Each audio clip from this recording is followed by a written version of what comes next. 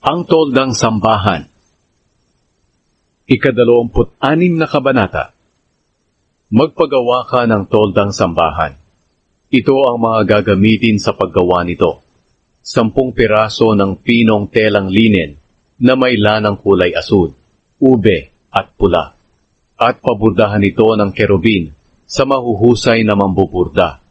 Kailangang magkakasukat ang bawat tela na may habang 42 talampakan at may lapad na 6 na talampakan. Pagdugtong-dugtongin ninyo ito ng tigli-5 at pagawan mo ng parang singsing na telang asul ang bawat gilid ng pinagdugtong na mga tela at tig-50 na parang singsing na tela sa bawat dulo at kailangan magkatapat sa isa't isa.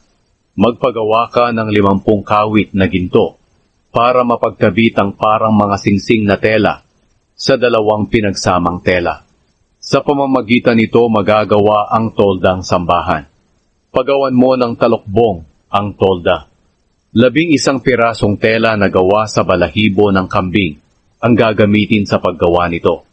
Kailangang may haba na 45 talampakan ang bawat tela at 6 na talampakan ang lapad. Pagdugtong-dugtongin mo ang 5 tela at ganoon din ang gawin sa natirang 6. Ang ika-6 naman ay tutupiin at ilalagay sa harap ng tolda. Palagyan mo rin ito ng 50 parang singsing na tela ang bawat gilid ng pinagdugtong na mga tela. At ikabit dito ang 50 tansong kawit. Ilaylay mo sa likod ng tolda ang kalahati ng sobrang tela. At ilaylay din sa bawat gilid ang 1 kalahating talampakan ng tela na sobra sa pangtalukbong ng tolda.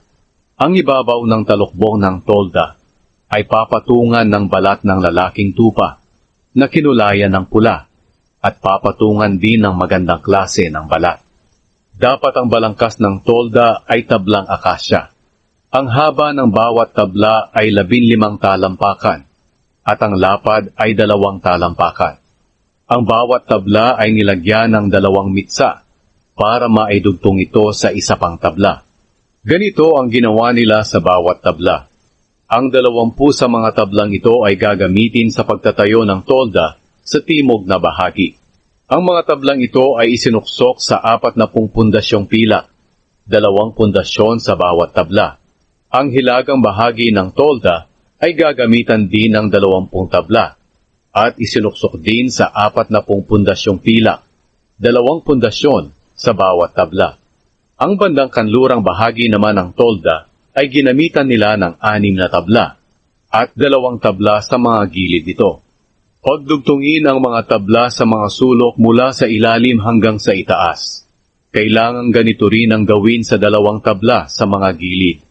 Kaya may 8 tabla sa bahaging ito ng tolda at nakasuksok ito sa 16 na pundasyong pilak, 2 pundasyon sa bawat tabla.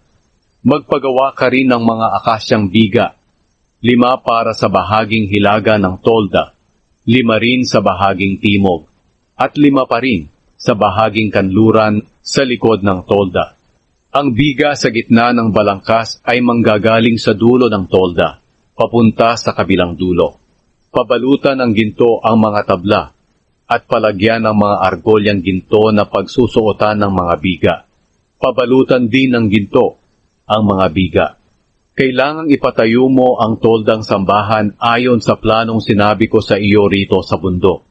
Magpagawa ka rin ng kurtina na gawa sa pinong telang linen na may lanang kulay asul, ube at pula, at paburdahan mo ito ng kerubin.